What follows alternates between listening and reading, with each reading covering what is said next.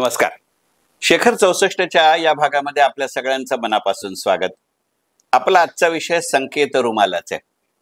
संकेत रुमालाचा असा गमतीचा विषय घ्यायचं कारण म्हणजे काल एक इंग्रजी कथासंग्रह वाचत होतो आणि त्या कथासंग्रहाचं सूत्र असं होतं की त्या सगळ्या कथा रुमाल या गोष्टीभोवती गुंफलेल्या होत्या.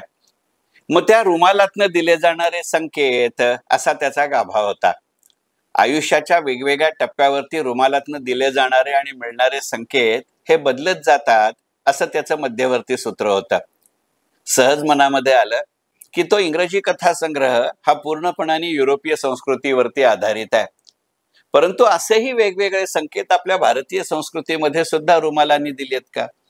भारतीय साहित्यात मध्ये त्याचे दाखले मिळतात का? रुमाल हरवणं हा तर खरं म्हणजे नित्याचा भाग आहे. मी माझ्या बायकोला गमतीने नेहमी म्हणतो की रुमाल आणि पिना या खरं सांगायचं म्हणजे वाया जाण्यापेक्षा हरवण्यातच तुम्ही वेगवेगळी खरेदी करत असता का? रुमालातला पहिला संकेत. एखादा रुमाल मुद्दामून विसरायचं आणि मग ते पोचवायला जाण्याचं निमित्त करावं अशा वयातला आता मी राहिलो नसलो तरी तो सुद्धा एक संकेत आहे याची मला कल्पना आहे.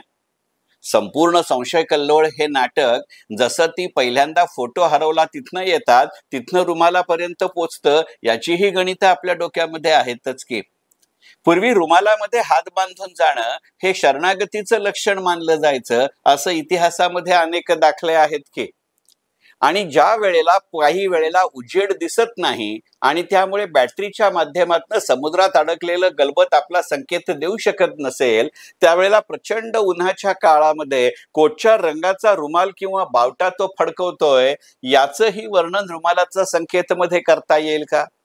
तो इतका खोल समुद्रात ते जहाज असायचं की त्याने कितीही मोठा ध्वज किंवा बावटा फडकवला तरी किनाऱ्यावरनं बघणाऱ्या विशेषतः दुर्बिणीतनं बघणाऱ्या माणसाला तो संपूर्ण मोठा बावटा सुद्धा हातरुमालापेक्षा वेगळ्या आकाराने दिसायचा नाही किंवा मोठ्या आकाराचा दिसायचा नाही. ही गणितं आहेत की. आणि मग रुमालाचे संकेत म्हटलं ना की मला एक जुना भाग आठवतो. विशेषतः जे इकडे पालघर डहाणू त्या साईडला भागतात त्यांना कल्पना आहे की मुळामध्ये जेव्हा चिकूच्या बागांचे व्यवहार केले जायचे त्या चिकूच्या बागांचे विशेषतः जांभळं आणि करवंदांच्या फळाच्या संकेत हे असेच दिले जातात.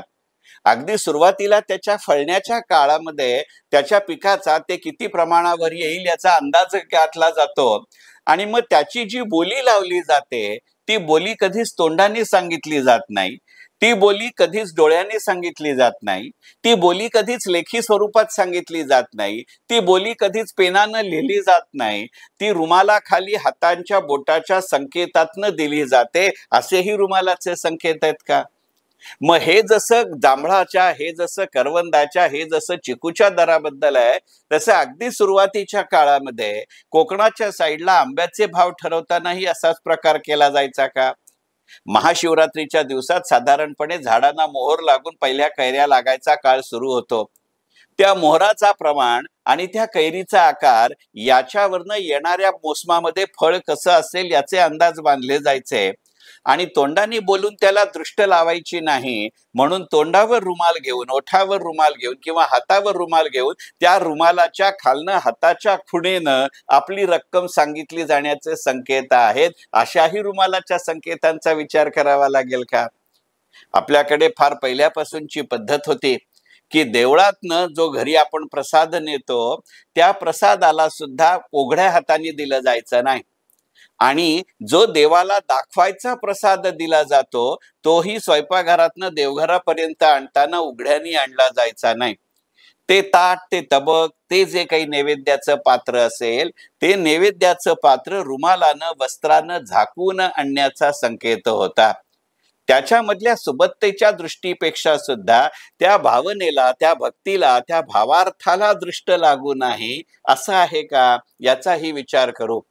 म्हणजे शुभाशीर्वाद देवाचेही झाकून आणावेत आणि देवाला दाखवायचं अन्न सुद्धा हे झाकून आणावं असेही रुमालाचे संकेत असतात का? आवृत्त आणि अनावृत्त याच्या श्लील आणि अश्लीलतेच्या भावना या रुमालाच्या संकेतांशी कुठेतरी गणित असतात का याचाही विचार करावा लागतो. रुमालाच्या संकेतांवरती अनेक सिनेमे, अनेक गाणी आपण लिहिली अनेक गाणी आपण ऐकली, याचाही विचार करावा लागतो. एक जुनं ग्रीक साहित्यामधला दाखला देतो आणि या व्हिडिओचा समारोप करतो. रुमालाचा संकेत असा विचार करत असताना त्या संकल्पनेमध्ये ती एका अर्थानं गुन्हेगारी पार्श्वभूमीची भूमिका आहे आणि तिथे ज्या पद्धतीच्या गुप्तहेरांचं जाळं त्याच्या भोवती रोळलं जातं, जुळवलं जातं, त्यावेळेला एक प्रकारे एकमेकांना संकेत देताना, एक प्रकारे एकमेकांचे निरोप देताना रुमालाचा कोण शर्टाच्या खिशात कोणत्या पद्धतीने ठेवला जातो यातनं काही संकेत आहेत.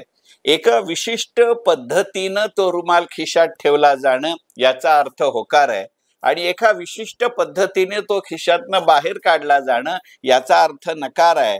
आणि मग एकमेकांच्या समोर येऊन एकमेकांनी एकमेकांशी एक शब्दही न बोलता असे संकेत देणं, अशाही गमतीच्या गोष्टी आहेत. आता खरं सांगायचं म्हणजे रुमाल ही एक किरकोळ गोष्ट आहे. बाकीच्या वस्त्रप्रावरणांची जितकी चर्चा होते तितकी हातरुमालाची कधी सुद्धा चर्चा होत नाही. इंग्लिश पेहरावामध्ये नेकटायची चर्चा होते, टाय पिनची चर्चा होते, जॅकेटमध्ये किंवा वरच्या शर्टाच्या खिशामध्ये ठेवलेल्या त्या एका विशिष्ट प्रकारच्या बोची चर्चा होते, पण पॅन्टच्या खिशात ठेवलेल्या रुमालाची फारशी चर्चा होत नाही. अगदी बुटाशी आणि वरच्या सुटाशी मॅचिंग अशा मोजांची चर्चा होते, पण त्याच्यामध्येही हातरुमालाची चर्चा होत नाही. ज्या वेळेला आपण संपूर्ण सेट गिफ्ट दिला असं म्हणतो, त्यावेळेलाही एक वेळ मोजे त्याच्याबरोबर दिले जातात, पण हातरुमाल दिले जातातच असं नाही. अर्थात आपल्याकडे काही वेळेला ओटी आणि साडी देताना मॅचिंग ब्लाउज पीस मिळाला नाही तर एक रुमालाची घडी सरकवली जाते, ती गोष्ट वेगळी. यात संकेतापेक्षा सोयीचा भाग जास्त असतो. म्हटलं तर पद्धत पाळली, म्हटलं तर आपली सोय बघितली, अशीही गणितं असतात.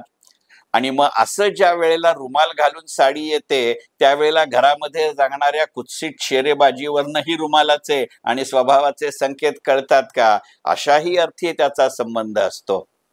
आणि सगळ्यात महत्वाचं म्हणजे आपल्याला पूर्ण कल्पना असेल की या रुमालांचे रंग याच्यामध्ये सुद्धा पूर्वीच्या राजनैतिक ऐवजामध्ये किंवा शिरस्त्यामध्ये काही संकेत होते.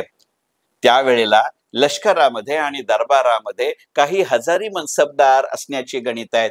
आपल्याकडच्या मुघली सल्तनतीमध्ये, पेशवाईमध्ये, शिवाजी महाराजांच्या काळामध्ये 1000 सरदार, 2000 मनसबदार, 5000 सरदार, 10,000 सरदार अशा पद्धतीचे संकेत आहेत. आणि मग ती हैरारकी किंवा ती क्रमवारी किंवा ती उतरण, मग ती चढण असेल किंवा उतरण असेल, ती एका पद्धतीनं निकषित करण्यासाठी त्यांची दरबारातली स्थानं, बसण्याची, उभं राहण्याची ही ठरवलेली असत. आणि मग इथे ही मर्यादा संपली आणि ही सुरू झाली ही एका विशिष्ट रंगाच्या वस्त्रांनी आणि जी रुमालाच्या आकाराची असायची अशा पद्धतीचे उल्लेख हे काही वेळेला रियासतीमध्ये आणि बखरीमध्ये येतात. आणि म्हणूनच तहाच्या पांढऱ्या निशाणापासून विजयाच्या भगव्या निशाणापर्यंतचेही संकेत त्या निशाणातून दिले जातात.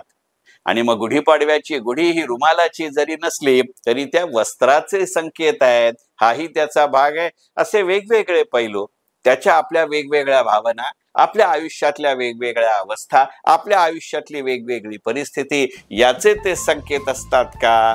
आणि म्हणून आजचा शेखर 64चा विषय रुमालांचे संकेत. मनपूर्वक धन्यवाद. शेखर 64.